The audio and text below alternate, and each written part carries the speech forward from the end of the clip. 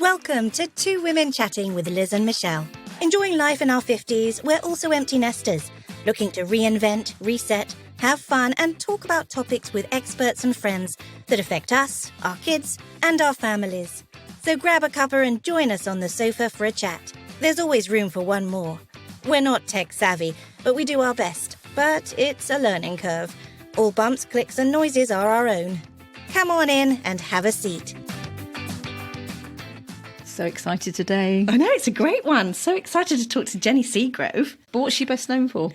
Women of substance, I would say, don't you think? Yes, and I'd also say Judge Dreed, or Dreed, I can never pronounce it properly, but that one, Judge Dreed. Yeah. You know, Judge Deed. Oh, yeah, she was the QC in that, wasn't she? She was so good. But she's done tons of theatre and, screen.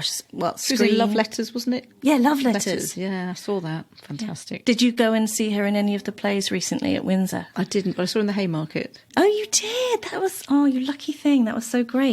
Yeah, so she's joining us today. We've been talking a lot about, life doesn't end in your 50s, does it? Reinvent ourselves. Begins in your 50s. We can reinvent. No, what's amazing now is she's the owner of this amazing horse sanctuary called Mane.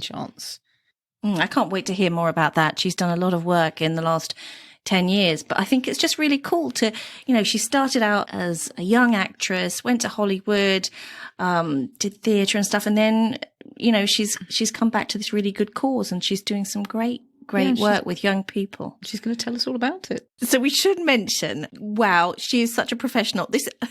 We'll be honest, this is not the first time we tried to do this interview with her, to chat with her. We had a lot of technical issues and bless her, she has come back and she's doing another interview with us. And another one. And the first one, I thought actresses were supposed to be late everywhere. She turns up 15 minutes early. We're still doing our hair. We were, weren't we? looking in in the Zoom mirror, as you call it. Yeah. I know, complaining that we hadn't lost weight for the last month or something. There she is with her headphones in, ready to chat. Very politely, not interrupting. Oh my gosh, did we feel idiots? All right, let's see if she's ready for us this time. Hi, Jenny. Jenny, thank you so much for joining us today. It's such a joy to talk to you. Well, thank you for having me. And we've had a few technical issues, haven't we? But you have been so stoic and brilliant at coming back and back for us. Jenny, tell us what you've been up to recently. You've been back in the theatre and doing lots of new projects, haven't you? Tell us all about those. Oh, listen, I had a miraculous year last year. The minute lockdown sort of stopped, Bill Kenwright, my producer, and my other half, put Martin Shaw and I back. I say back because we'd done Love Letters at the Theatre Royal Windsor the year before, briefly before we were all locked down again.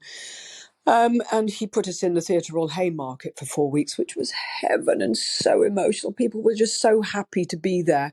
And during that time, I then started rehearsing Hamlet with Ian McKellen, playing at the age of 82 Hamlet. It was a gender-blind, colour-blind, age-blind production. I played his mother. So we started rehearsing that, but because we were still socially distanced in the theatre, Bill wanted us to be playing to full capacity for Ian. And so he decided with the director that we'd make the film of Hamlet at Windsor instead. So we made a feature film of Hamlet, which was actually extraordinary and I think really interesting. Hamlet became Elsinore, not Hamlet, the Theatre Royal Windsor became Elsinore, and we were all kind of locked in. Is Ian McKellen as naughty as he appears to be? Oh, absolutely. He's wonder. He's got a permanent twinkle. Yeah. He's got a lot of energy for his age, hasn't he, at 82? How on earth does he keep going and remember all those lines on stage? Oh, no, he's remarkable. I mean, to watch him jumping up and down, climbing stairs, doing the sword fight, extraordinary. Absolutely extraordinary. I mean, just an inspiration. And as you say, remembering all those lines. Woy, yay, yay. How do you manage to remember your lines? I can barely remember anything with my brain fog. Oh, I can't remember anything, but I do remember lines because you have to work at them. You just sit and learn them. It's that simple. And then you attach them to thoughts and moves and emotions, and then they sort of make sense and they stick because you have an emotional journey as a character. But once we had done the film of Hamlet, it was then time to rehearse it as a stage play. And then we opened, we played that to full houses, which was incredibly exciting, with people on the stage with us as well as in the auditorium. And during that time, I then started rehearsing with the same company, playing Gaev in the cherry orchard. Now, as it happens, Gaev is a man. He's an odd man. He's probably on the spectrum. He's probably gay. And it sort of did my head in, because I used to go home with a man inside me. It was like perhaps I should rephrase that. With a man in my Oh, that's head. classic. The being man a in your man, head, you know. absolutely. And it sort of was quite confusing, because I do tend to take my parts home. But anyway, it was great fun. And Martin Shaw and Francesca Annis had joined us in the company. It was just me watching a masterclass of these actors, with Ian McKellen giving a comedy masterclass every night in the theatre. And that went on until the middle of August last year. So I worked the entire year when other theatres were shut, when actors had lost their jobs and their livelihoods. I was employed the entire year. How lucky am I? Incredible. How did you get into acting in the first place? Was that always the direction you were going in, the career you wanted? No, not at all. It depended. When I was young, it depended on what book I'd read. So I wanted to be a circus performer for a bit, and then I thought, because I loved animals so much, I'll be a vet, and that stuck. And my mum was really pleased, because she thought it was a safe job. And I did science A-levels and I got them. And I woke up one morning and I thought, I'd be the world's worst vet. I really can't do this, because I can't put an animal down. I just look at it and burst into tears. So I thought, well, what did I better do? And I'd always weirdly, actually perhaps not weirdly, played the male leads in house plays and school plays, because I had short hair to begin with. And by the time my hair grew, because I let it grow, I think they just got used to me playing the male leads. So and I tell you what set that off. It's funny how life happens. I grew up in Malaysia and Singapore, and in the Far East, the expats sent their children to boarding school. It's what you did. So I was sent to this little school called St Hilary's in Godalming. Now, Godalming happens to be 4 miles from the sanctuary. So I've come in a full circle, because St Hilary's sends a choir to my carol concert every year, and I visit them, and it's a wonderful school. But it's just weird how things happen. But anyway, the wonderful headmistress in my time, a long time ago, Marjorie Hynes, introduced me to poetry speaking. And that sort of set me on a path. And I remember writing and directing and starring in my own plays at St Hilary's. And then I went on to my next school and did the same, playing the leads. So it sort of was part of me, but I'd never considered it as an option for a career. And I remember the day I decided that I didn't want to be a vet. I thought, well, what can I do? Oh, I'll be an actress. I'm quite good at that. And I remember telling my mum, and her face, the colour drained out of it, because she'd been quite happy with me being a nice, safe job as a vet. But an actress was a whole different kettle of fish. And to give her a due, God bless her, she said, darling, we'll support you, but you have to get a grant, and you have to take either a secretarial course or a cookery course, so you have some backup for when you're unemployed. And I thought to myself, I'm never, ever going to be in an office. So secretarial was out of the question. I said, okay, I'll do a cookery course. So I went to Mrs. Russell's 3-star School of Cookery in Victoria for 3 months, did a cookery course, borrowed a friend's kitchen and nearly set the house on fire, but that's a whole other thing. And thankfully, I've never had to use it, because I went to the Bristol Old Vic Theatre School. I came out. I went into my first job. And again, I've had so much luck. I had a wonderful dance mistress called Lynn Britt, who for some reason quite liked me. And in those days, you had to get an equity card, and theatres had quotas. I think they were allowed 2 each. And it was really hard to get an equity card. So we all had to write to theatres, rep theatres all over the country. And she said, Jenny, remember to write to the Adelaide Jenny, because Brian Carter's a friend of mine, and, see if we can get you in there. And I said, oh, thanks, Lynn. So I wrote off 100 letters, and I forgot Brian Carter. And a week before he was supposed to come to the school, she said to me, did you remember? Because he's coming next week. And I went, oh, Lynn, I can't bear it. I've forgotten. And instead of going, well, tough then, silly girl, she went, don't worry. I'll ask him to add you on the list. And she did, God bless her. I auditioned and I got the part of Jan in Bedroom Farce. And then that was followed by The Maid and an Inspector Calls. But during that time, I'd also been offered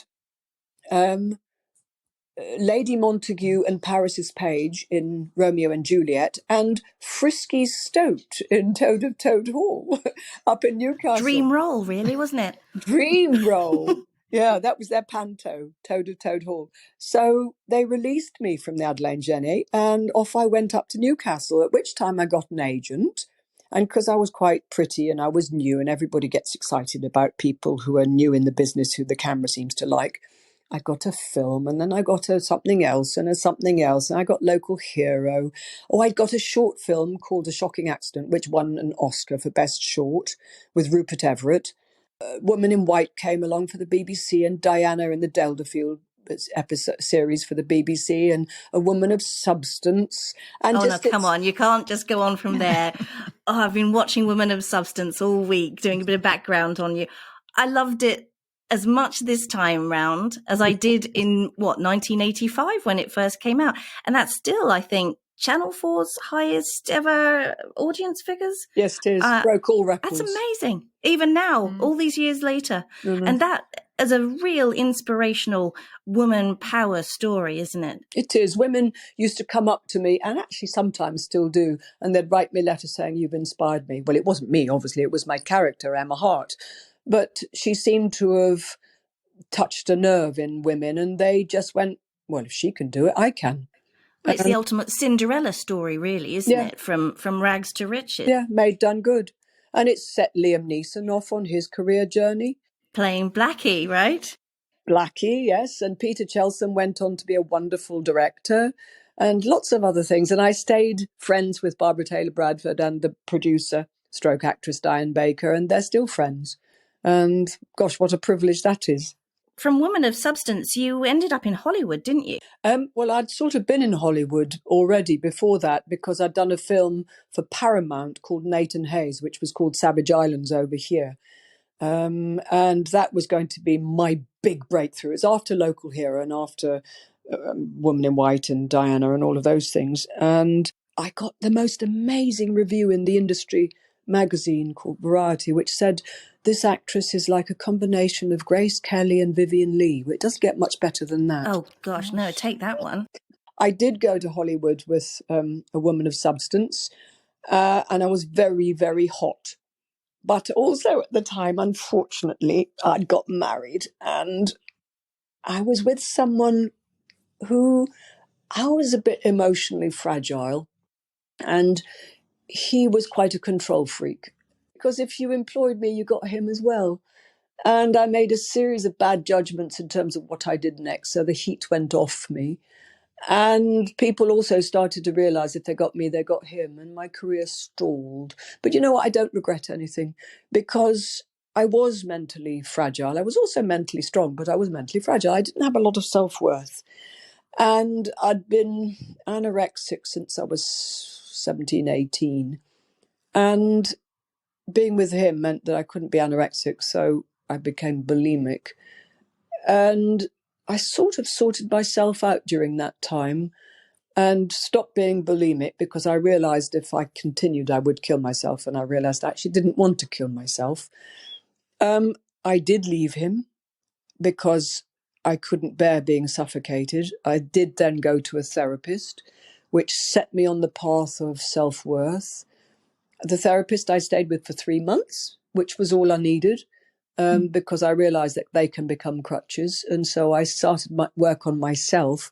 So I sort of don't regret anything, because I think had I stayed in Hollywood and had my career gone more stratospheric, I think I might have been really quite badly affected. And also, I don't believe in regrets. We are who we are now, and I'm happy. I'm really happy in my life because of what's happened. So when the shit does hit the fan, you have to just embrace it and go, I know this is happening for my good. I don't know what it is, and it's jolly painful and pretty hideous, but I know good will come out of it, and it sort of keeps you going. So what brings you happiness these days? Oh, lots of things. You can't hunt down happiness. I'll feel overwhelmed with happiness just being out in the fields and the woods with my dogs, their companionship. I went to the sanctuary yesterday and I had 5 minutes of total connection sitting on the ground while one of the horses, JJ, was sitting on the ground, and we just put our heads together and we were in the present moment together. Sometimes just being with my lovely Bill. Sometimes just being on stage and having a light bulb moment. It's usually being in the present moment and feeling the gratitude of the life I have. And I just burst with happiness. I'm so lucky. You sound happy. I really am. Yeah. But I said that to myself yesterday, actually, that just be in the moment and enjoy where you are, because I guess with what's going on in the world at the moment. Yesterday's gone. You can't sort tomorrow out. All you actually have is today, is now, not even today. It's now. And we all live in this kind of man-made version of life, which is time. And we're ruled by our plans and what's happened in the past. And actually, we mustn't be. We must just try and live in the now. We've got to work hard and make plans and things, but know that they may not happen. And just be in the now. And it's so much easier to find happiness if you're in the now. So tell us more about your now, your involvement and your leadership of this wonderful sanctuary that you run. Tell us a bit more about that. Well, you should be careful of what you wish for in life, I think, because if you have a thought, a really positive, dynamic thought, often the universe will conspire to make it happen. And about 15 years ago, I had one of my sort of slightly wobbly moments as an actor, because sometimes I think, although I know that I change people's lives sometimes, like Emma Hart changed people's lives, I know sometimes I make people laugh or cry, but just when they need to. I know that sometimes a performance I give affects someone's mental health in a good way and gives them a clue as to what to do in their own life. I know all of that. But sometimes, because acting is basically just being paid to play, to dress up and have a fun time, although I have to say it's very hard work. You have to keep your body and your voice toned. You have to do all the research. You have to learn the lines. You have to work very hard to give a proper performance. But it's playing. You know, it's not being a vet or running the country or helping young people in social work. It's playing. And every now and then I think, well, I should do something a bit serious and a bit grown up and give up acting, be at the cutting edge of animal welfare or something. And so this was about 15 years ago. I had these thoughts. And then I thought, no, I'll stay being an actor because it gives me a little bit of a profile to make a difference. So I stuck with it and carried on with my work. And I'd been helping somebody I knew who'd collected an awful lot of animals, and she'd run out of money. She wasn't a charity. And one day in August 2011, she rang me up and she said, Jenny, the horses haven't eaten for 3 days. What do I do? They're kicking the stables. And I heard myself saying words I'd sort of said in my head, but hoped I'd never actually have to say out loud. It's all right. I'll take responsibility. We'll start a charity. We'll do it properly. And so I pushed it through to start Main Chance with the Charity Commission, which is not easy. And I took responsibility for, I think it was about 40 horses, a cow, some pigs, ducks, hens, parrots, dogs, cats. And these are all rescues, aren't they? Were they rehabbed? They're all rescues, yeah. She was one of those people who just collected animals that were in trouble. And they weren't particularly rehabbed, they were just collected. And she'd given them sanctuary.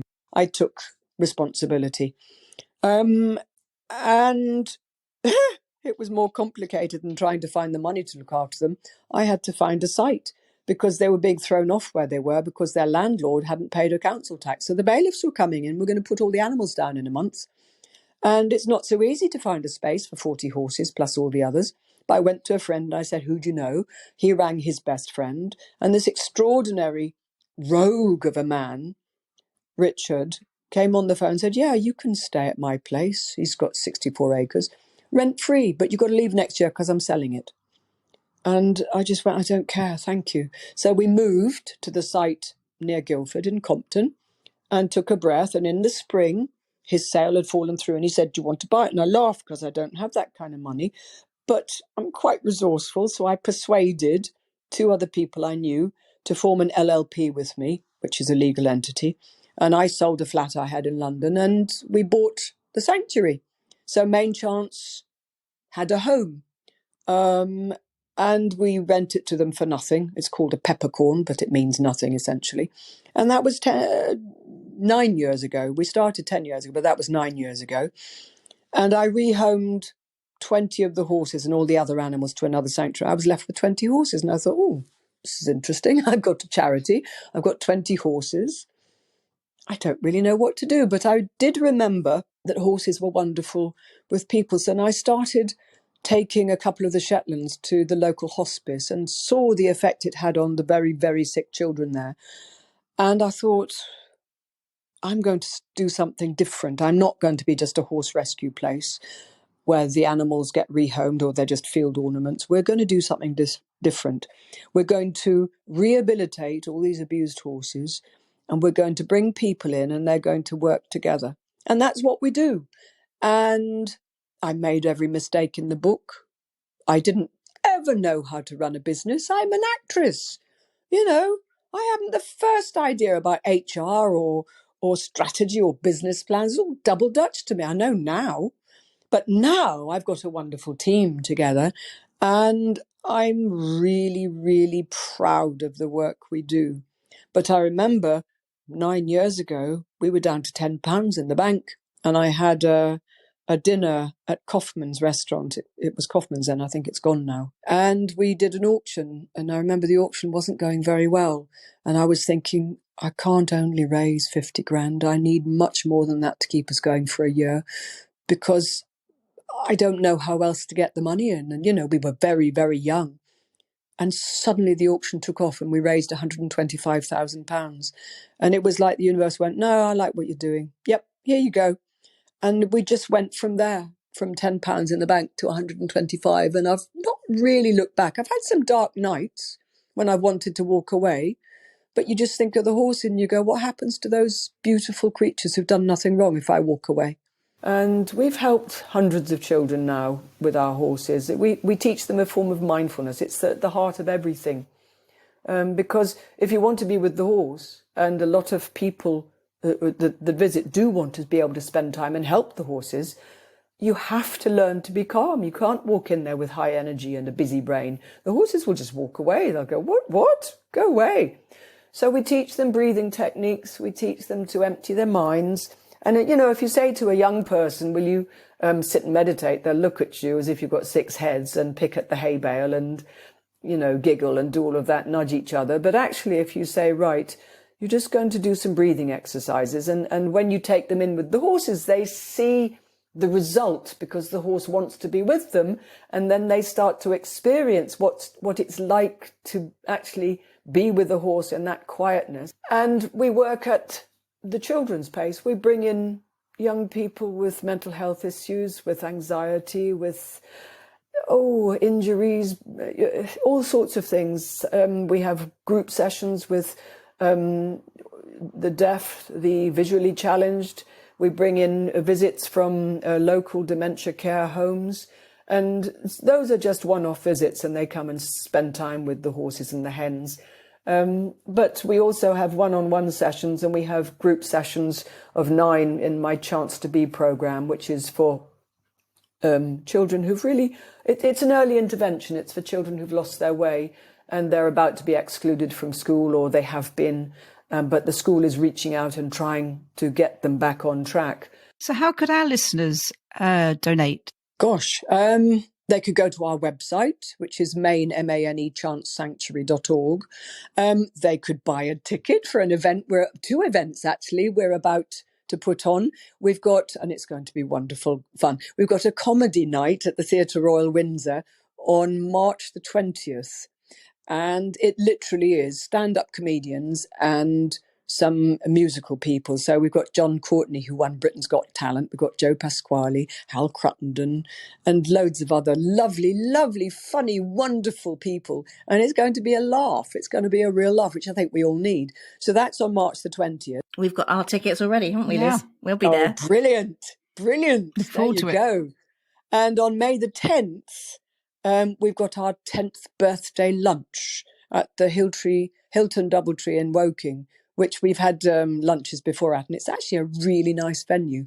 And Hilary O'Neill, who's a wonderful stand-up, who actually is going to be comparing our comedy night, is going to be our guest speaker, so I can guarantee that she'll make a really funny speech. So, people can come as individuals or with friends or bring a table, and there's a discount for tables, and that one you get through going onto our website. If anyone fancies a fun lunch on May the 10th, it'll be a really nice occasion. I do guarantee that. And we'll put all the information for getting tickets for the comedy night for the lunch and for your link to donate as well on our Instagram and on our website, because it's not a cheap thing you do, is it?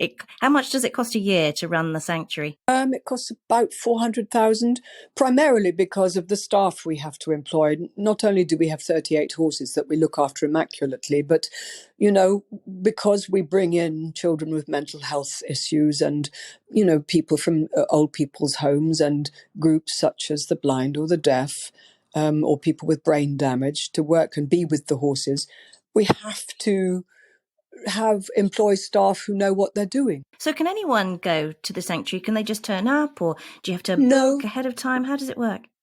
We can't just have people popping in. Our team is too small, but we do have an open Sunday once a month, and they're advertised on the website and on social media, and people can book tickets to go and visit the horses. And we have a big open day in August where a lot of people come and look round.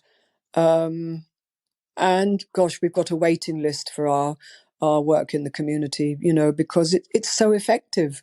And schools are lining up to send their children to us, and especially since the pandemic, because mental health issues have gone through the roof.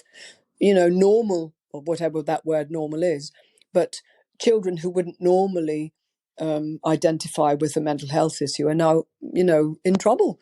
And those who already had problems are even worse. And it's just a tragedy what's happened. Hopefully we'll all come out of it stronger, but it's just a tragedy. Well, incredible work that you're doing. Thank you so much for spending your time with us and telling us a bit about your journey. And, it's funny how things come full circle, don't they? You wanted to be a vet and now you're looking after all these animals and having still a wonderful acting stage and television career. Yeah, hats off to you. Multi-talented. It's something that I know that you touch on with reinventing at a certain age. Because I chose not to have children, when your biological clock goes nuts just before you kind of hit a certain age, you have to sort of double check with yourself that you really don't want children. And therefore you start asking yourself what your purpose on the planet is, because biologically we are programmed to procreate. There's no question. And I reassured myself that my purpose was to be an actor, but also the work I do in any charity, but now specifically Main Chance, and also the Born Free Foundation. I'm a trustee of that. And so it is a sort of other life, as it were, a sort of reinvention. Actors, their identity is their work. And it's terribly important for when you're not working that you have something outside of your work. And mine is my charity work, my Main Chance work, and my work with children and animals. And it gives me the feeling that I have a right to the space that I take up on this planet. And it's, I can look myself in the mirror at the end of the day and go, all right, girl, you've done your best. It's a nice way of looking at it. Sometimes I fail, but a part of my self-worth is not to beat myself up when I fail. It's to go, well, I tried, didn't do that well, and I wasn't that nice to people today or whatever. But I have tomorrow's another day and I get another chance to try. You just have to be kind to yourself. If you love yourself, you can love everybody else. If you don't love yourself, it's awfully hard to give yourself. Never a truer word. Wise words. But most of all, I want to say well done to you ladies, because you're sharing your insights and your wisdom, and I'm absolutely certain, helping other people who are maybe struggling a little bit, or you're bringing humour into their lives and reassurance, and that's really important. So I applaud you and what you do. And that was the incredibly classy, professional and extremely punctual Jenny Seagrove. If you want more details on how you can donate or go and visit the sanctuary, check out their website at www.mainchancesanctuary.org, or you can check out our website at www.twowomenchatting.com. And you can find all the details of tickets and how to donate if you'd like to on our Instagram. Thanks for listening to Two Women Chatting with our special guests. If you enjoyed this episode, it would mean the world to us if you left a rating and review. Even better, share with your friends. And please get in touch. We'd love to hear from you. There's a link on our Instagram bio and Facebook pages.